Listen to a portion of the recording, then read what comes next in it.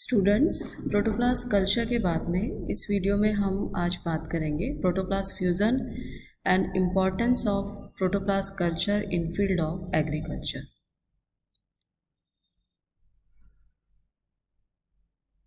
ये diagram plant cell का diagram है जिसमें स्ट्रक्चर आपको बता रखा है। मेनली फीचर इसके अंदर बता रखे हैं कि इनर जो प्रोटोप्लास्ट को कवर करके रखते हैं विद सेल मेम्ब्रेन और आउटर कवरिंग जो होती है with cell wall and completely structure known as a plant cell. और इस प्लांट सेल में से यदि आप सेल वॉल को रिमूव कर देंगे तो रिमेनिंग जो पोर्शन या पार्ट बचेगा उसका हम बोलेंगे प्रोटोप्लास्ट। तो ये हुआ प्रोटोप्लास्ट का structure. And fusion of protoplast में हमने देखा था फ्यूज़न मीन्स यूनाइट होना, unite of two different protoplast, यानी कि प्रोटोप्लास्ट का फ्यूज़न हो रहा है या यूनियन हो रहा है।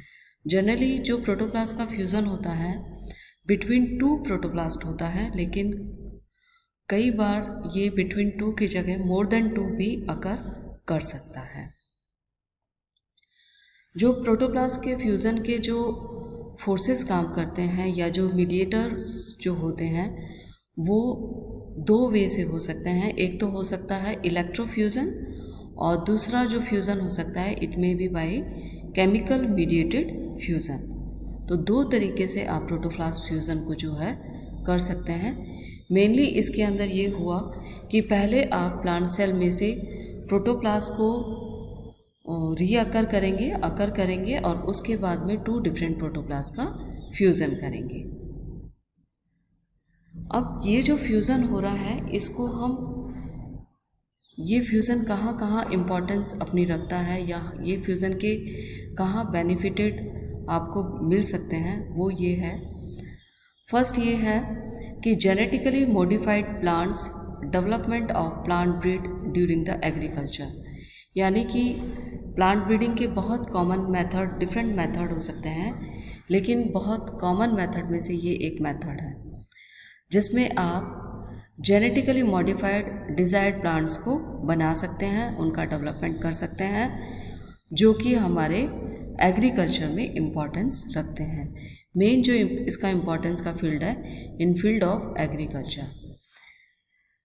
इसमें एक एग्जांपल आपके साथ में डिस्कस कर लेते हैं कि for production of disease resistant plant. और इसमें एक एग्जांपल लिया है कि सपोज करो पोटैटो के अंदर लीफ कर्ल डिजीज़ है जो कि जनरली होती है, leaf curl disease in potato. उसके अंदर ये दो वैरायटी आपको शो कर रखी है। एक जो स्पीसीज़ है इसके अंदर डिजीज़ रेजिस्टेंट प्लांट है ये, और ये दूसरा है प्लांट 2 जो कि डिजीज़ वल्नरेबल या नॉर्मल प्लांट है जिसमें डिजीज़ अकर कर रही है। यदि इन दो डिफरेंट प्रोटोप्लास्ट को आप या एक कम्युनिटी के प्रोटोप्लास्ट का दूसरे कम्युनिटी के प्रोटोप्लास्ट को यूनाइट करते हैं तो जो नेट प्रोडक्ट हाइब्रिड विगर आपको मिलता है वो आपके डिजीज़ रेजिस्टेंट वैरायटी होता है। यानी कि आपका जो मेन टास्क था डिजीज़ रेजिस्टेंट वैरायटी आपको प्राप्त करने का, वो टास्क यहाँ पे प्रोटोप्लास्ट फ्यूज़न के द्वारा आपने प्राप्त किया। तो ये एक तरीके का हाइब्रिड विगर है और ये प्लांट जो है वो डिजीज़ रेजिस्टेंस को शो करेगा। साथ में making of heterokaryon by the fusion of protoplast. ये जो हाइब्रिड है ये हेटेरोकैरियन है क्योंकि यहाँ पे टू डिफरेंट स्पीसीज़ के जो न्यूक्लियस हैं वो यूनाइट होंगे और जो कॉमनली रिप्रेजेंटेशन होगा उनका जीनोम का वो होगा by the way of presentation of disease resistant variety. तो इस तरीके से ये जो हाइब्रिड है हेटेरोकैरियन होगा और ये फ्यूज़न ऑफ प्रोटोप्लास्ट के आपके थ्रू इसके अंदर प्राप्त किया।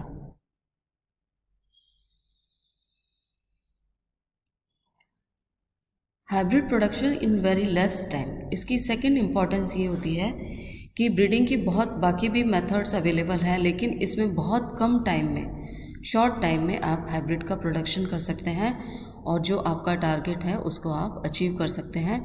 जैसे हमने बात करी डिजीज़ रेजिस्टेंट वैरायटी। अब इसके अंदर सबसे पहले 2 स्टेप में कंप्लीट होगा। जैसे पहला तो है फॉर्मेशन ऑफ प्रोटोप्लास्ट, जिसमें आप सेलुलोज एंजाइम के थ्रू इसकी सेल वॉल को रिमूव करेंगे किसी भी प्लांट सेल की, और उसके बाद जो रिमेनिंग पार्ट जो आपको अवेलेबल रहेगा वो होगा प्रोटोप्लास्ट। सेकेंड स्टेप है जो प्रोटोप्लास्ट है 2 डिफरेंट वैरायटी का, उनका फ्यूज़न आप करेंगे, फ्यूज़न ऑफ प्रोटोप्लास्ट, और इसको हम सोमेटिक फ्यूज़न, चूँकि ये सोमेटिक सेल्स का भी फ्यूज़न माना जाता है इसलिए हम इसको सोमेटिक फ्यूज़न के नाम से भी जानते हैं। अब इसके अंदर ये 2 वैरायटी आपको बता रखी है कि ये पेरेंट 1 है, पेरेंट 2 है, या प्रोटोप्लास्ट 1, प्रोटोप्लास्ट 2। ये वन स्पीसीज़ है, ये सेकेंड स्पीसीज़ है। सपोज करो इंटर स्पेसिफिक फ्यूज़न है तो यहाँ पे 2 फोर्स काम करेंगे, इधर इलेक्ट्रोफ्यूज़न और बाय केमिकल फ्यूज़न। चाहे आप केमिकल के थ्रू आप फ्यूज़ कर सकते हैं या इलेक्ट्रोफ्यूज़न के थ्रू, इलेक्ट्रोपोरेशन के थ्रू आप फ्यूज़ करवा सकते हैं। जब इनका फ्यूज़न होगा तो ये हेटेरोकैरियोन बनेगा, दोनों का न्यूक्लियस यूनाइट हो जाएगा और एक सिंगल सेल के रूप में ये अपने जीनोम को रिप्रेजेंट करेगा। जब आप इसको न्यूट्रिएंट मीडिया प्रोवाइड करेंगे इस हेटेरोकैरियोन को, उसके अंदर यहाँ पे वापस से रीगेन हो चुका है प्लांट सेल का, और इसको जब न्यूट्रिएंट मीडिया प्रोवाइड किया जाएगा तो इसमें होगा डिवीज़न स्टार्ट और इसका होगा डेवलपमेंट, तो बनेगा कैलस जो कि अनऑर्गेनाइज्ड मास ऑफ सेल्स है, और उसके डिफ्रेंशिएशन से बनेगा प्लांट। तो ये वाला जो पूरा प्रोसेस है वो हम प्रोटोप्लास्ट कल्चर के अंदर डिस्कस कर चुके हैं। बेसिक जो इसके अंदर थ्योरी काम आती है वो आती है टोटीपोटेंसी की, यानी कि टोटल पोटेंशियल उस सेल अपने आप को शो करती है। तो genetic content mixed with each other through cytoplasmic exchange और बाय शोइंग टोटीपोटेंसी। तो टोटीपोटेंसी का इसके अंदर प्रिंसिपल काम आता है। इसके जो बेनिफिट है, जैसे बात करी हमने कि एग्रीकल्चर के अंदर बहुत इंपॉर्टेंट बेनिफिट है, हमने डिस्कस किया डिजीज़ रेजिस्टेंट वैरायटी को लेकर।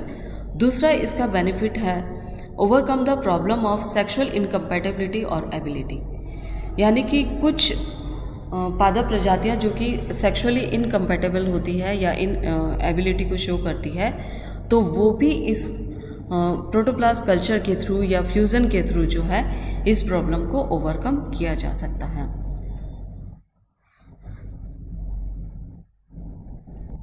इस प्रोसेस के साथ ये भी बेनिफिट है कि एन्यूप्लॉइडी प्रोसेस को आप पॉलीप्लॉइडी या सेक्सुअल कंफर्टेबल प्रोसेस के अंदर कन्वर्ट करके ब्रीडिंग की वैरायटी को इम्प्रूव कर सकते हैं आप।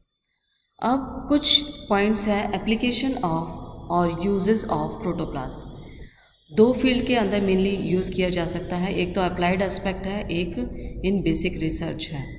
जो अप्लाइड एस्पेक्ट है प्रोटोप्लास्ट कल्चर, इसके बारे में हम डिस्कस कर चुके हैं इससे प्रीवियस वीडियो में। नेक्स्ट है इसके अंदर सोमेटिक हाइब्रिडाइजेशन और या प्रोडक्शन ऑफ हाइब्रिड, और थर्ड है अपटेक ऑफ इंफॉर्मेशनल मॉलिक्यूल, यानी कि जो भी मॉलिक्यूल है उनकी जो है अपटेक की स्टडी भी आप कर सकते हैं।